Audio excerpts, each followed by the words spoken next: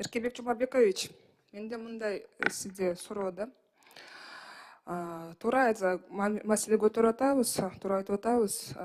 Статистикага таянсак деле, статистика деле далилдеп берет да. Бүгүнкү күндө ошо биздин өлкөбүздө балдарга жана аялдарга карата зордук, зомбулуктун фактылары күндөн күнгө көбөйүп атат.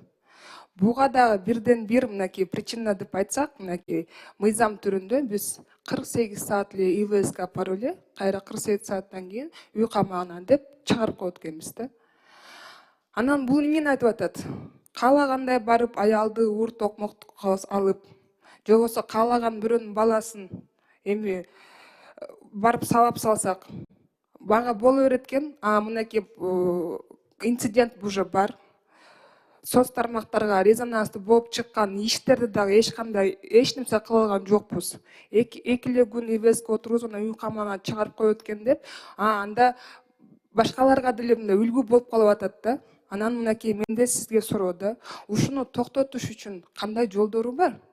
Неге дегенде, на самом деле, да, меня это беспокоит в первую очередь не как парламентария, а как гражданина этой страны, как мать подрастающих детей, как женщину, которую мы живем в этом обществе.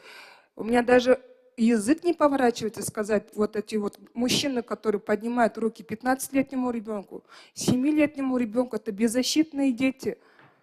Это вот не до мужчины, да? И в каком мы обществе живем? Вот чисто мне интересно услышать ваше мнение. Вот какие у вас есть предложения, вот, чтобы, как говорится, предотвратить вот это вот насилие над женщинами и детьми?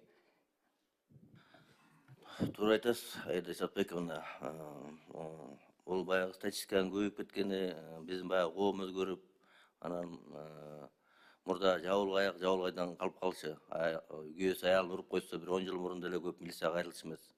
Азыр баягы коомдун ушундай активдүү болуп атканынан элдин баары тең ушуну ачыкка чыгарып, арыз жазып чыгып, статистика көбөйүп атат. Экинчиден биз муну кантип жок кылабыз дейсиз. Муну жок кылуштун жолдору көп да. Профилактика преступления боюнча да ар бир жаран бул жөнүндө жумуш алып барыш керек да. Мына соцсетилерде семейные ценности надо утверждать, как пропагандировать семейные ценности.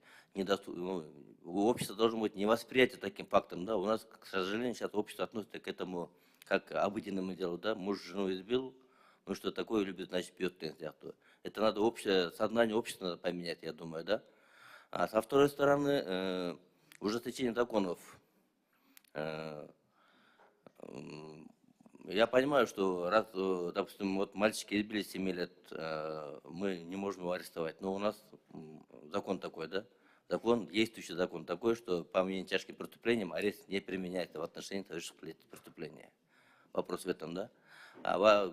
По фактам семейного насилия у нас есть... У нас принятый закон... что вас перебиваю, да, вот вы правильно говорите, да? Избить ребенка, это будет такого, знаете, статья такая маленькая, мелкое хулиганство.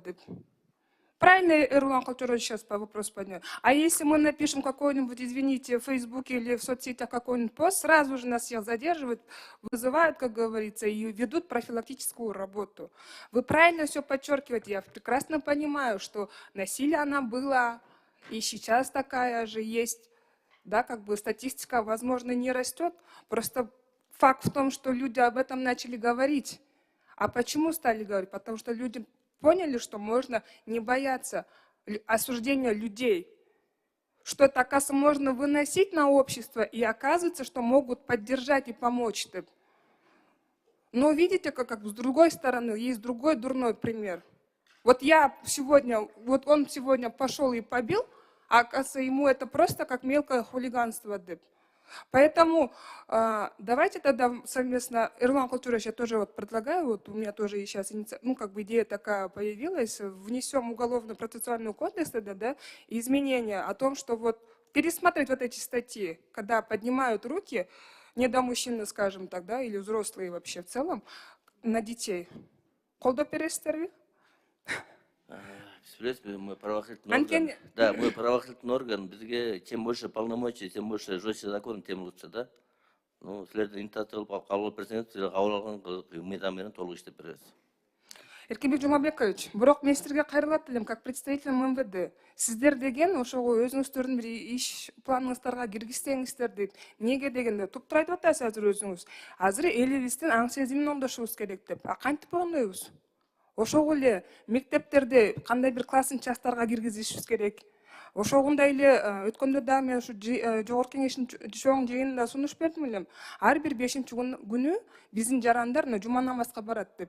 Ошо жума намазга барганда, ошо жума намаз башталардын алдына бир жарым сааттык бир кандайдыр бир имамдар элдерге түшүндүрмө берсе, ошо балдарга, аялдарга негизи эле адам баласына бири-бирибизге мындай аярлуу мамиле кылалык депчи.